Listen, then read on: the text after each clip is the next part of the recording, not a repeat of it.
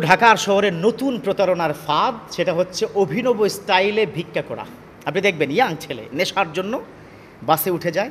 আমাকে একজন মুসল্লি বললেন, হুজুর আসলে কাকে বিশ্বাস করব, কী এক অঙ্গভঙ্গি। হঠাৎ করে একটা মিডিয়ার ক্যামেরায় ধরা পড়লো যে সে দূর থেকে এরকম অঙ্গভঙ্গি দিয়ে বাসে উঠেছে, সেখান থেকে টাকা নিয়ে কিনে নেমে সুস্থ সবল, মুখের অঙ্গভঙ্গি নেই, হাত পাও কি বাঁকা, টাকা নেই, সোজা সে হেঁটে চলে যাচ্ছে।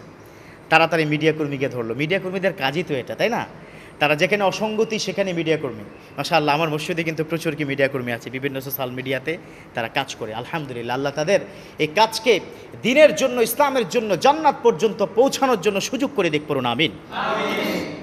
অভিনব কায়দায় যারা ভিক্ষা করে, ইসলাম তাদের বিষয়ে কী করে? প্রথম কথা হচ্ছে প্রতারণা।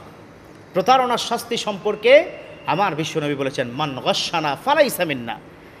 Those people are cheating with another person, he is not part of my ummah.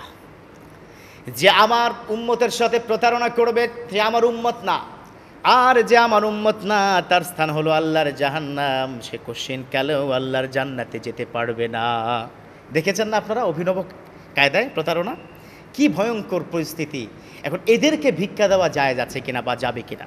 এখন আসুন, আমি কি করি সাধারণত যখন 3 রাস্তার মোড়ে বা 4 রাস্তার মোড়ে যখন আমার কি গাড়ি থামায়, তখন ভিন্ন ভিন্ন স্টাইলের ফকির আসে। আবার কেউ কেউ আছে মানে খুব জোর জবরদস্তি করে। কেমন? গাড়ির সামনে কি মোছা দেয়, আপনাদের হয় না অনেক সময়? মুছে টুছে, আরে বাবা আমার তো মোছার দরকার নাই, মোছা টোছা দিয়ে বলে যে 20 টাকা দেন। এটা ঠিক নয়, এটা করবেন না।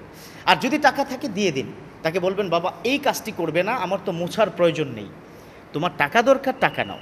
এটা এক ধরনের। সেকেন্ড আরেক ধরনের আছে, ইয়াং মহিলা কোলে ছোট্ট একটা বাচ্চা নিয়ে সে ভিক্ষা করে। আমি আজকে এখান থেকে ফতুয়া দিলাম যে ইয়াং মেয়েটা কোলে বাচ্চা নিয়ে ভিক্ষা করে, তাকে ভিক্ষা দেওয়া জায়েজ হবে না, জায়েজই না। আমি ফতুয়া দিলাম, পারলে আপনারা কোনো হাদিস দিয়ে আমার কাছে আসবেন, আমি এটা প্রমাণ করে দেব। ইয়াং, হাঁটতে পারছে, তাকে যদি আপনি অফার করেন চলেন আমার কি বাসায় কাজ করবেন, সে বলবে না আসলে শরীরটা তো কি ভালো নাই, দেখি পরে এক সময় আপনার সাথে আবার কি দেখা হলে কি জানাবো। চিন্তা করে দেখেন, দেখা হলে সে কি জানাবে। আরেক রকম আমরা পাই, সত্যিকার অর্থে ভিক্ষুক, পা নেই, হাত নেই, খবরদার এদেরকে ভিক্ষা না দিয়ে কিন্তু ফিরিয়ে দিবেন না।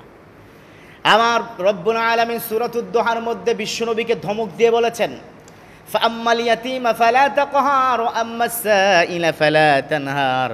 ও নবী, ও আমার বন্ধু, আপনি তো এতিম ছিলেন, আপনার কাছে যদি কোনো এতিম আসে খবরদার তাকে আপনি ফিরিয়ে দিবেন না, তাকে আপনি ধমক দিবেন না। আম্মা সাইলা ফালা তানহার, কোনো ব্যক্তি সাইল যদি আসে, অসহায় আসলে তাকে আপনি ধমক দিয়ে তাড়িয়ে দিবেন না। সমাজে এরকম আছে না, আর যে সামনে যা, এরকম কি বলে কি বলে না? আহারে বললাম না যা, যাও বলবেন না, সে কিন্তু তুই শব্দ তাকে ব্যবহার করা যাবে না। আপনি পারেননি, তাহলে কি করবেন? হতেই পারে you have no money right now, এখন টাকা নেই আপনার কাছে, তাহলে কি করবেন? প্লিজ একটু সামনে যান, মাফ করবেন, সামনে যান, আল্লাহ খুশি হয়ে যাবে। আরশের মালিক যদি একবার খুশি হয়ে যায়, আপনার কপাল খুলে যাবে। কারণ হচ্ছে আপনারা নিশ্চয়ই জানেন বিশ্বনবীর ওই হাদিস, আস-সাদাকাতু তারুদ্দুল বালা, মাথায় রাখবেন এই বাক্যটা, এটা হাদিস, আস-সাদাকাতু তারুদ্দুল বালা। সদকা করলে, দান করলে বালা মুসিবত দূর হয়ে যায়। ঘরে কেউ অসুস্থ, ব্যবসা বাণিজ্যের সমস্যা, আপনি যদি সদকা করেন, দান করে দেন, কোনো একটা ভালো কাজে তুমি যাও, ও বন্ধু তুমি কিছু দান করে যাও, তোমাকে আল্লাহ ওই দানের বিনিময়ে দান করবে।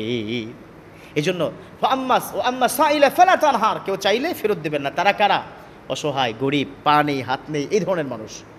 কিন্তু অভিনব কায়দায় এই যে প্রতারণা যারা করবে, খবরদার এদেরকে দেওয়া যাবে না। আল্লাহ পাক আমাদের দেশের যারা এই প্রতারণা করছে, ইয়াং পিপল যারা বিশেষ করে ভিন্ন ভিন্ন স্টাইলে প্রতারণা করে টাকা ইনকাম করছে, তাদের থেকে আমাদেরকে হেফাজতে রাখুক, তাদেরকে বুঝার আল্লাহ তৌফিক দান করুক, আমিন।